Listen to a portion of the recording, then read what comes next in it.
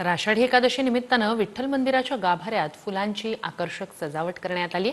विविध फुलांनी मंदिर सजवण्यात आले।